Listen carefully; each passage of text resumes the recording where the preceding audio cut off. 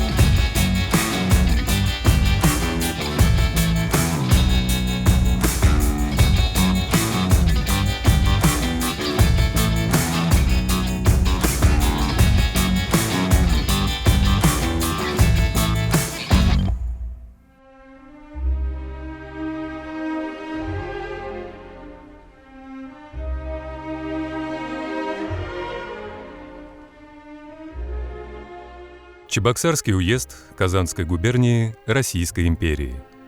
Деревня Будайка. Именно здесь, 9 февраля, в 1887 году, в семье Ивана Степановича и Екатерины Семеновны Чапаевых родился шестой ребенок Василий. Василий Иванович Чапаев. Его имя с гордостью носит множество населенных пунктов в Самарской, Саратовской, Оренбургской областях и других регионах нашей страны. Улицы Чапаева есть в сотнях городов и сел на территории России и бывших союзных республик. Мемориальные музеи, памятники Чапаеву есть не только на родине героя в Чувашии, но и во множестве мест постсоветского пространства.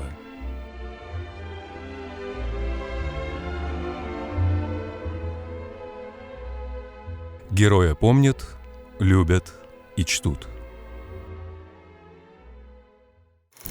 Недоступный ты для моего разума человек. Один из самых почитаемых героев той эпохи. Василий Иванович Чапаев — это, конечно, прежде всего личность неординарная. Наш земляк, он из Чувашии. Чапаев жил на Будайке, деревня такая. Легендарный полководец, которого любили солдаты и которого уважал весь народ. Василий Иванович Чапаев – это наш чувашский герой, комдив Красной Армии, который известен во всем мире. Великий полководец, у него усы есть. Со своей армией пошел, лес, а там его враги поджидали и ранили его. Был самый мужественный воин. Он жертвовал своей жизнью. Василий Иванович Чапаев для меня не просто легендарная героическая личность, а Чапаев для меня – это идеал. Чапаев – это былинный герой. Его характер, его жизнь легла на душу нашего народа. Это не просто один из героев, которых помнят, чтут и ставят памятники. Для большинства людей он стал кем-то или чем-то большим. После войны очень много детей оставалось беспризорных. Им давали разные фамилии, имена. Многим, особенно которые были подвижные, энергичные, им давали такую фамилию – Чапаев. Когда мы в детстве играли, старались себя назвать, вот я Чапаев. А я тоже хотел, видимо, быть похожим на него. Игры у нас на улице проходили именно под девизом Чапаева.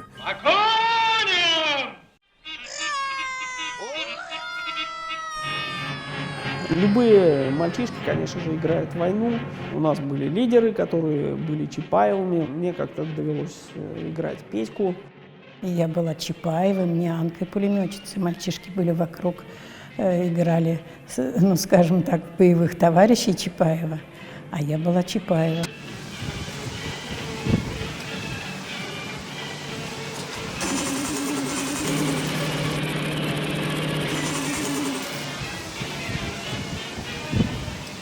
Я хочу быть похожим на Чапаева, потому что он сражался за свою родину. Я хочу быть Чапаевым, потому что он смелый, героический, мужественный, не боится ничего и не отступает. Он был героическим, то есть он не боялся. Он верит в себя. Даже когда его подстрелили в плечо, он не испугался.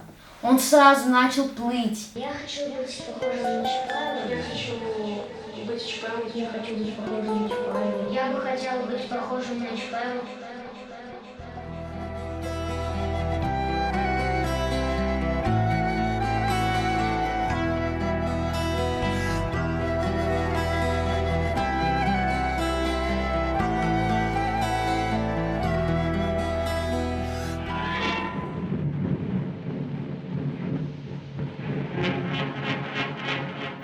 Кем же был Василий Иванович Чапаев, ставший примером для многих поколений русских людей?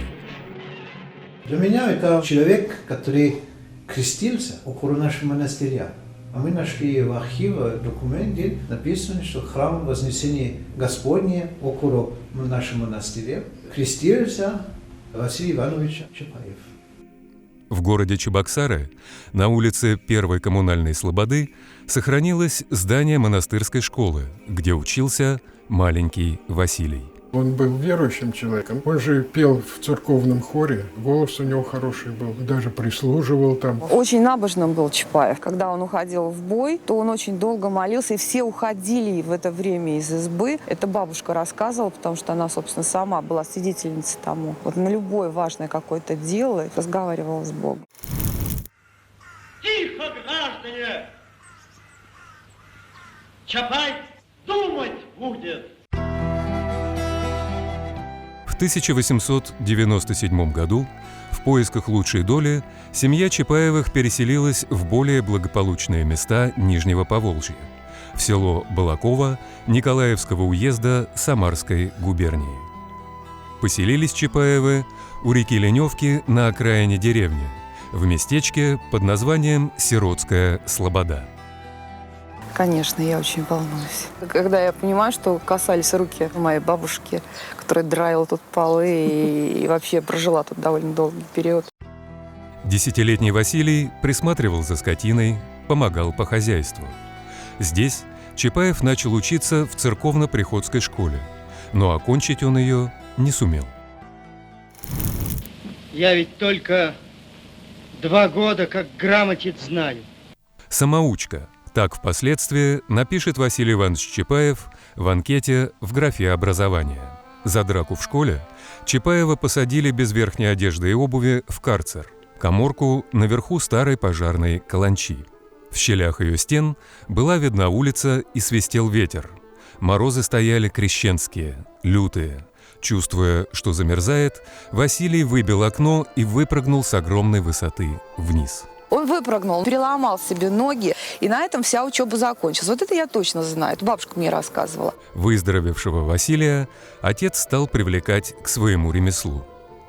Именно с этим плотницким ящиком, ныне хранящимся в доме-музея Чапаева в Балаково, Василий каждое лето с артелью отца ходил по деревням Николаевского уезда. Строили дома, амбары и даже деревянные храмы. Некоторые дома стоят и по сей день. Вот, например, этот дом на улице Чернышевского в Балаково построен Чапаевыми. В июле 1909 года Василий Чапаев обвенчался с дочерью балаковского священника Пелагеей. Вот это серьга Пелагеи, брачная серьга.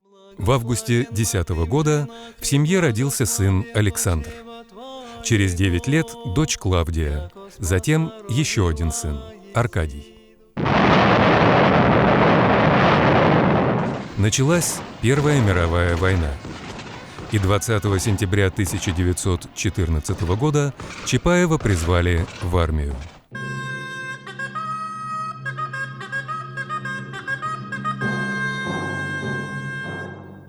В декабре Василий Иванович был отправлен на Юго-Западный фронт. 4 января 1915 года его зачислили в Белгорайский полк 86-й дивизии. Уже в июле он стал младшим унтер-офицером, осенью – старшим, а в июне 16-го – фельдфебелем.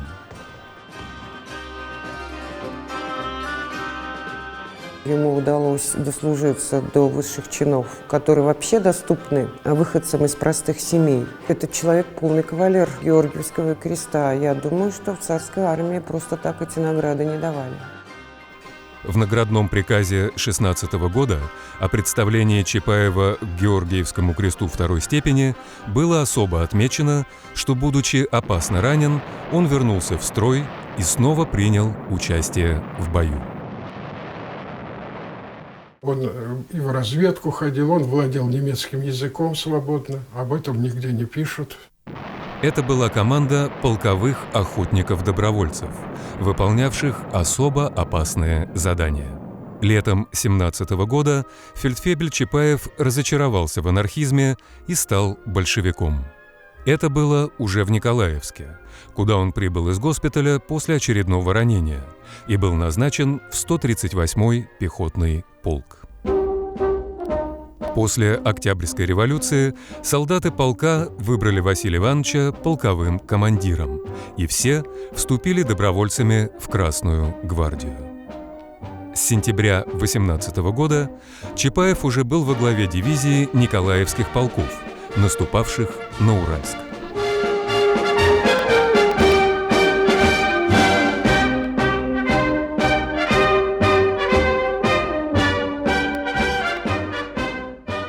А здесь он со своими сослуживцами, с которыми он воевал, еще отряд был, еще не дивизия.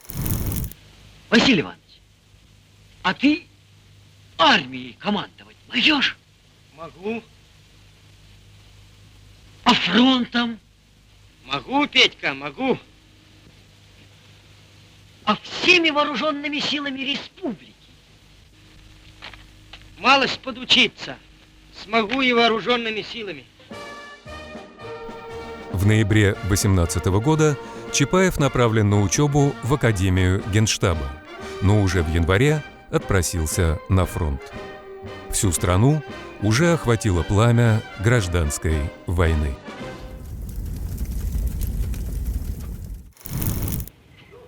Вот хреновина. Ну, прямо карусель получается. Белые пришли, грабят, красные пришли, грабят. Ну, куда христианину податься? В марте 1919 года Василий Иванович был назначен командиром 25-й стрелковой дивизии. В боях против Колчака он снова был ранен и награжден высшей боевой наградой тех лет – орденом Красного Знамени, а его дивизия, первой из воинских частей, получила почетное Красное революционное знамя. Если вот брать русскую военную историю, многие рядовые солдаты называли себя по именам своих командиров. Вот, мы суворовцы. Точно так же чапаевцы с гордостью называли себя. Мы чапаевцы. Его очень любили бойцы и очень дорожили его мнением. Это я знаю по чапаевцам, которых я лично видела. Вот, и они говорили, попасть в немилость к Чапаеву, это самое страшное было. Наказание в жизни для нас. В вооруженных силах есть звания, есть должности. Вот когда солдат называет любого командира батей, вот это вот самое главное звание, он любил солдата. И это сторицей воздавалось ему как командиру, которого любили, за которым шли в бой. Напуганные успехами Чапаевской дивизии белогвардейцы много раз пытались уничтожить Чапаева. 5 сентября 1919 года отряд генерала Бородина сумел незамеченным подойти к Колбищенску. В результате операции было убито около 1500 человек. Около 700 красноармейцев было взято в плен. Василий Иванович Чапаев погиб. Со смертью героя наступило бессмертие.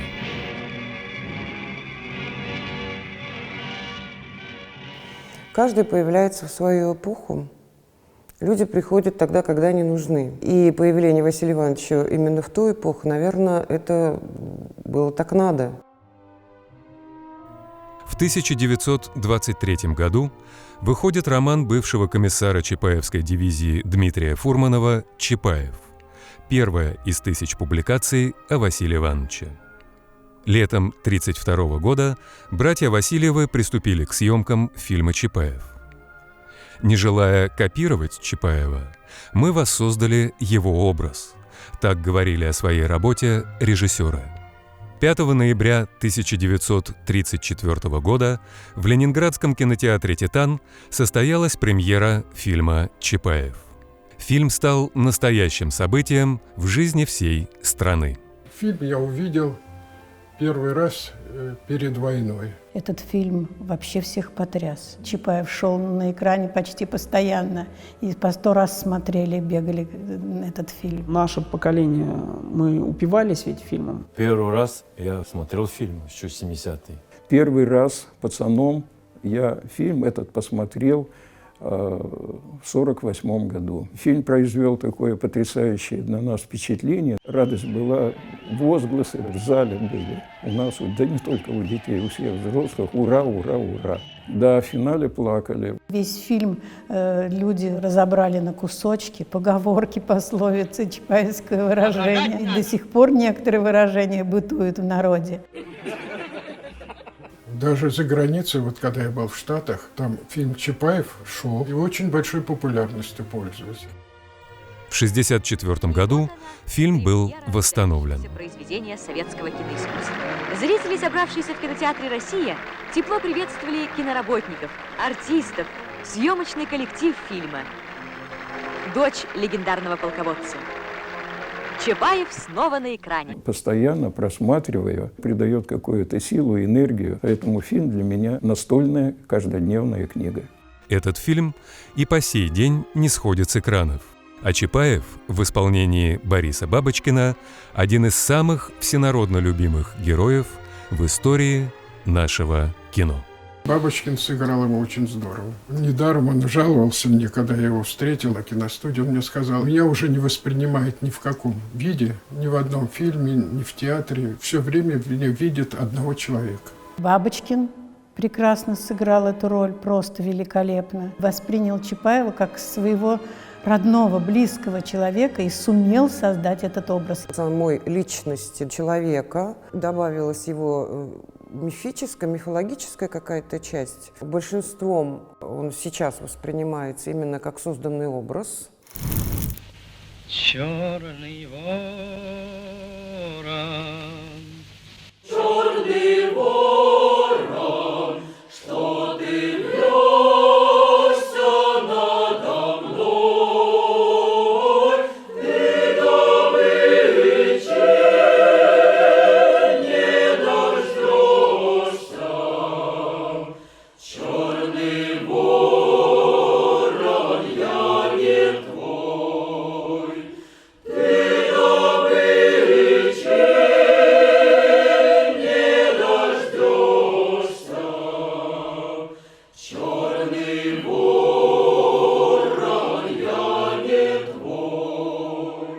Из Чапаевской дивизии вышло очень много известных людей. Гашек был у него, Панфилов, Ковпак, маршал Хлебников. Он оставил блестящую плеяду своих учеников, которые уже на полях сражений показали, насколько школа Чапаева великолепна. На этой фотографии изображен первый комиссар уже после гибели Чапаева, Горбачев, вместе с сыном Василием Ивановичем, моим отцом Чапаевым, маршалом Хлебниковым. Вот Аркадий Чапаев, он был летчиком, большим другом Чкалова. Здесь вот уже отец на войне. Первые дни войны под Москвой, 1941 год. Дела Чапаева, может быть, не закончены, а может быть, как раз вспоминание его подвиг, его дела. Может быть, в нем будем искать и увидеть человека, который не разделит общество на две кланы, да? Красный, белый, а может быть, который в конце концов будет и объединит. Дело Василия Ивановича живет сегодня. Мы сами воспитывались на этом примере, наши дети знают. В 2014 году исполнилось 80 лет выхода в свет фильма «Чапаев». Мы пригласили всех прямых потомков.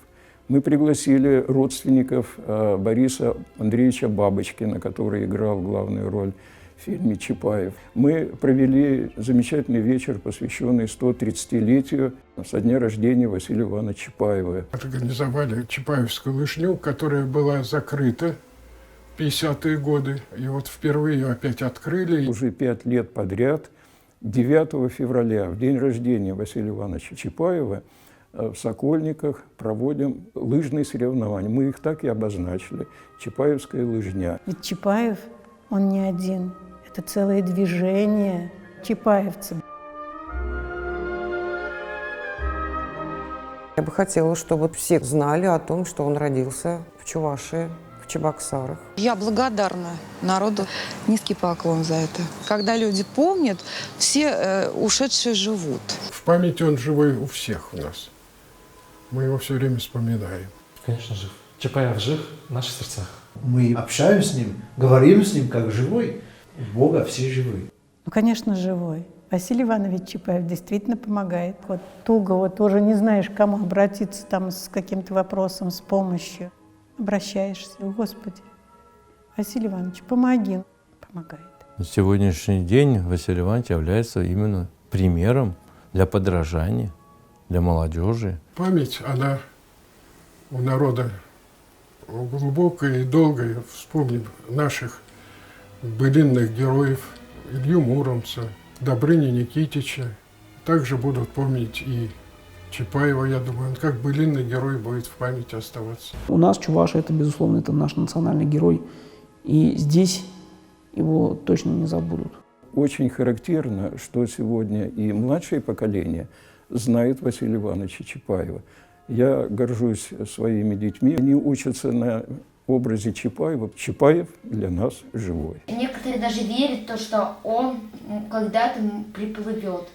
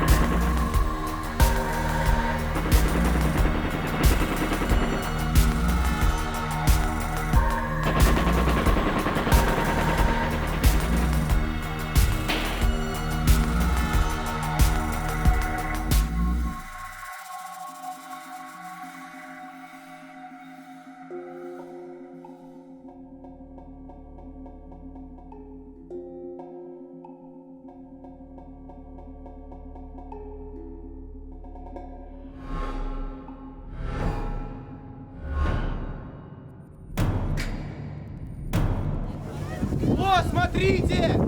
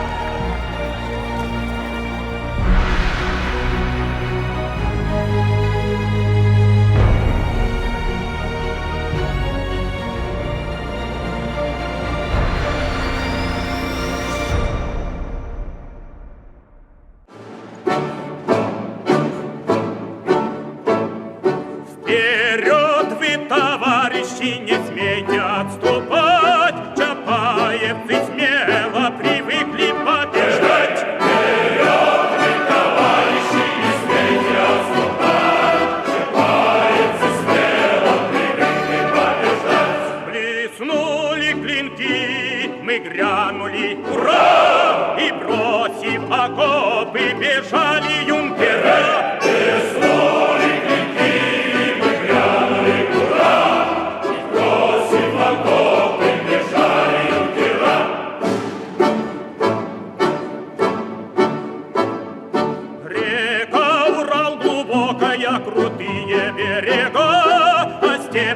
степь широкая, там наши бьют врага.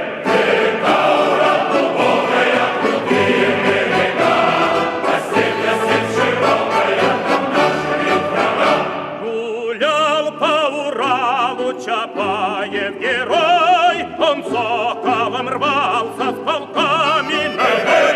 Гулял по Уралу Чапаев герой, он соколом рвался с полками на бой.